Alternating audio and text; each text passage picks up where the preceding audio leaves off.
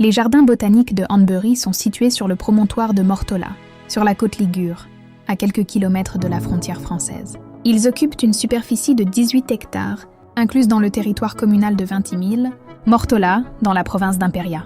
Le parc de la Villa représente l'un des jardins d'acclimatation, les plus réputés d'Europe et du bassin méditerranéen. Le terrain descend de la colline jusqu'à la mer, comme c'est typique de la côte Ligure. L'aspect paysager est typiquement anglais, avec des allées irrégulières et des pergolas et patios rustiques et romantiques, avec la vue pittoresque sur la mer en arrière-plan. Le parc est également traversé par un tronçon de l'ancienne route consulaire, Via Julia Augusta. En raison de la conformation géographique, l'accès à la villa se fait par sa face supérieure. Sous le portique d'entrée, vous pourrez admirer une mosaïque représentant Marco Polo, œuvre commandée par Antonio. Salviati de Vicence est datée de 1888. Dans la partie inférieure, non loin de la mer, en tout cas inaccessible en raison du système de délimitation, un petit secteur semi-plat, il est préservé avec la végétation, méditerranéenne d'origine, ombragé par des pins et équipé d'un gazebo. Les jardins botaniques de Hanbury ont été inclus dans la liste des 10 plus beaux jardins d'Italie en 2007 et 2011. Les jardins ont été créés à partir de 1867 grâce à la passion du voyageur anglais Sir Thomas Hanbury.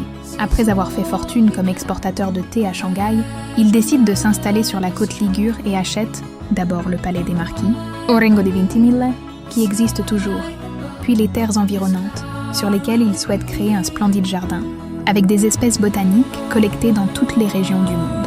Pour développer le projet, il fut aidé par son frère Daniel, venu spécifiquement d'Angleterre, par divers botanistes, dont notamment les Allemands Ludwig Winter et Alwin Berger, et l'ingénieur hydrologue belge, Paul-Vincent Levieux, et par un ouvrier de Desjardiniers se sont installés à proximité.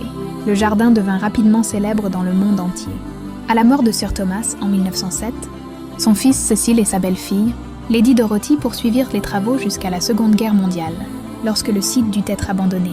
Cependant, à la fin de la guerre, Lady Dorothy retourna à Mortola pour restaurer la villa et ses jardins, comme l'atteste une plaque placée sur le côté ouest de la villa elle-même. En 1960, l'État italien racheta à ses héritiers le complexe qui, en 1962, fut confié à l'Institut international d'études liguriennes. En 1979, cet institut renonça au lourd engagement de reconstruction d'après-guerre et ensuite, en 1987, la direction fut définitivement confiée à l'Université de Gênes. Le 1er juin 2006, la candidature pour la liste des sites du patrimoine mondial a été présentée à l'UNESCO.